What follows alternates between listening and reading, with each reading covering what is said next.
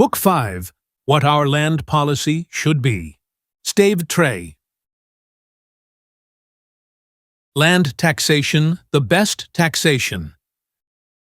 The best tax is that which comes nearest to filling the three following conditions: that it bears as lightly as possible upon production, that it can be easily and cheaply collected, and cost the people as little as possible, in addition to what it yields the government, that it bears equally, that is, according to the ability to pay. The tax upon land better fulfills these conditions than any tax it is possible to impose. 1. As we have seen, it does not bear at all upon production. It adds nothing to prices and does not affect the cost of living. 2. As it does not add to prices, it costs the people nothing in addition to what it yields the government. While as land cannot be hid and cannot be moved, it can be collected with more ease and certainty, and with less expense than any other tax. 3. A tax upon the value of land is the most equal of all taxes, not that it is paid by all in equal amounts, or even in equal amounts upon equal means, but because the value of land is something which belongs to all, and in taxing land values we are merely taking for the use of the community, something which belongs to the community, which by the necessities of our social organization we are obliged to permit individuals to hold.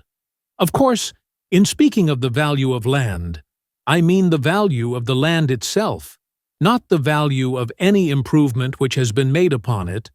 I mean what I believe is sometimes called in England the unearned value of land. From its very nature, it must be apparent that property in land differs essentially from other property. If the principles I have endeavored to state in the third section of this paper are correct, it must be evident that it is not unjust to impose taxes upon land values which are not imposed on other property. But, as the proposition may be somewhat startling, it may be worthwhile to dwell a little on this point. Of the justice of taxing land. Here is a lot in the central part of San Francisco, which, irrespective of the building upon it, is worth $100,000. What gives that value? Not what its owner has done, but the fact that 150,000 people have settled around it. This lot yields its owner $10,000 annually. Where does this $10,000 come from? Evidently, from the earnings of the workers of the community, for it can come from nowhere else. Here is a lot on the outskirts. It is in the same condition in which nature left it. Intrinsically, it is worth no more than when there were but 100 people at Yerba Buena Cove. Then it was worth nothing. Now that there are 150,000 people here, and more coming, it is worth $3,000. That is, its owner can command $3,000 worth of the labor or of the wealth of the community. What does he give for this? Nothing. The land was there before he was. Suppose a community like that of San Francisco, in which land, though in individual hands as now, has no value. Suppose, then, that all at once the land was given a value of, say, $150 million, which is about the present value of land in San Francisco. What would be the effect? That a tax, of which $150 million is the capitalized value, would be levied upon the whole community for the benefit of a portion. There would be no more in the community than before, and no greater means of producing wealth. But of that wealth, beyond the share which they formerly had, the landowners would now command $150 million. That is, there would be $150 million less for other people who were not landholders.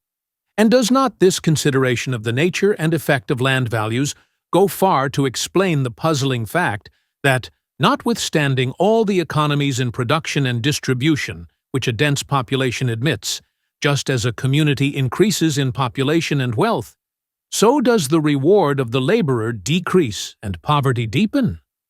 100 men settle in a new place. Land has at first little or no value. The net result of their labor is divided pretty equally between them. Each one gets pretty nearly the full value of his contribution to the general stock. The community becomes 100,000. Land has become valuable. Its value perhaps aggregating as much as the value of all other property. The production of the community may now be more per capita for each individual who works, but before the division is made, 1/2 of the product must go to the landholders.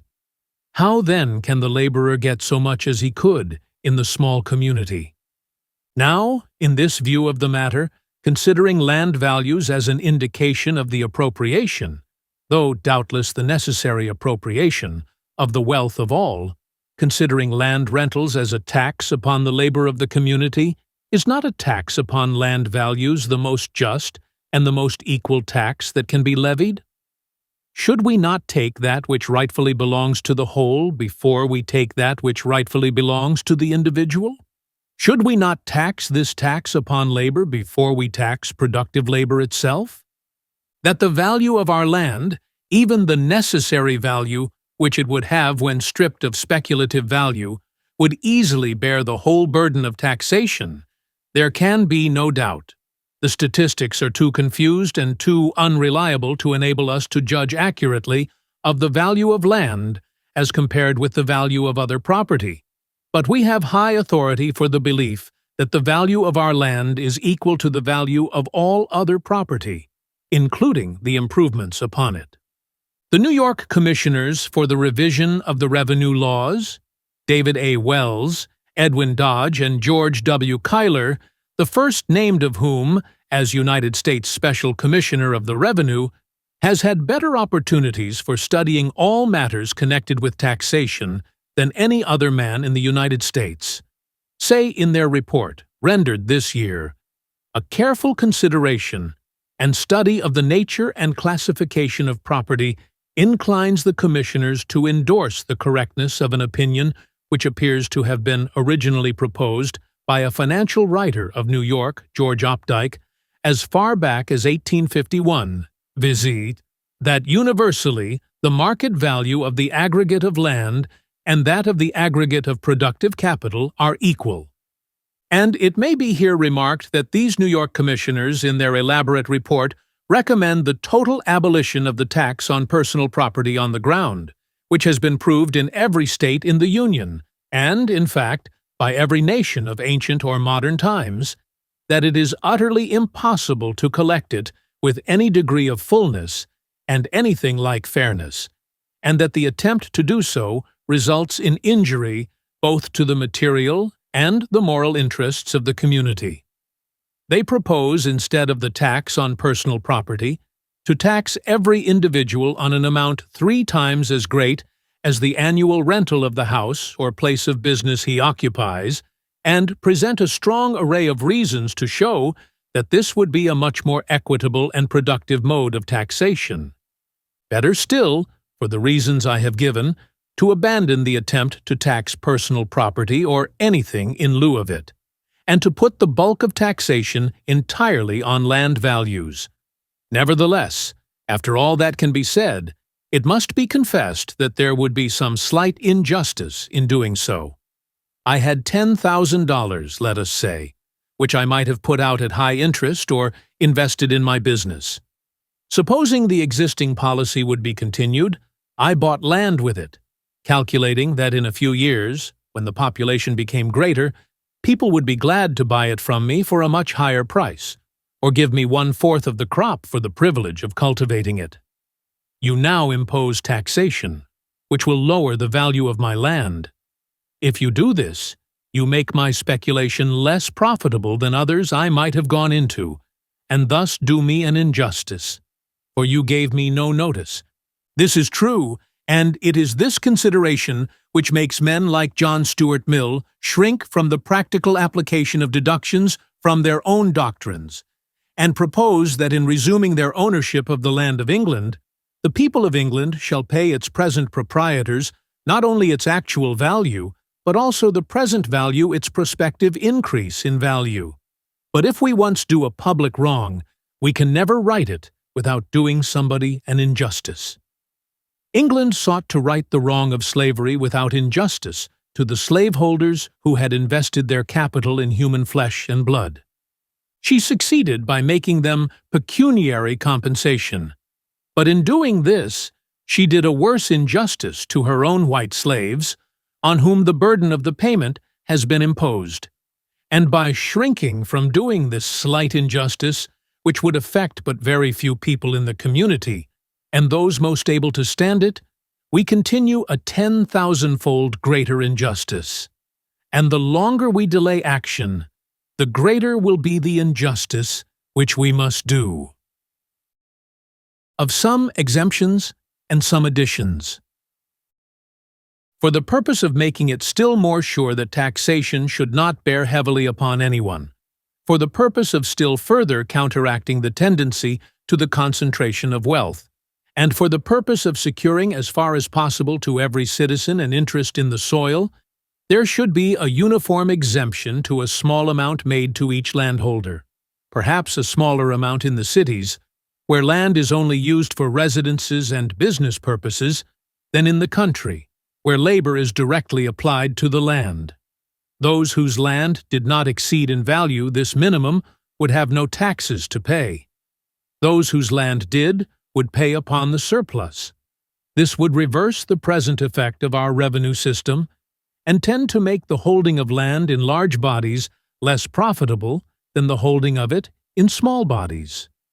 And while, perhaps, it might not be wise to attempt to limit the accumulations of any individual during his lifetime, or at any rate it is not yet necessary to try the experiment, there should be a very heavy duty, amounting to a considerable part of the whole, levied upon the estates of deceased persons, and in the case of intestates, the whole should escheat to the state where there were no heirs of the first or second degree. There is still another source from which a large revenue might be harmlessly drawn: license taxes upon such businesses as it is public policy to restrict and discourage, such as liquor selling, the keeping of gambling houses, where this cannot be prevented, etc. All other taxes of whatever kind or nature, whether national, state, county, or municipal, might then be swept away.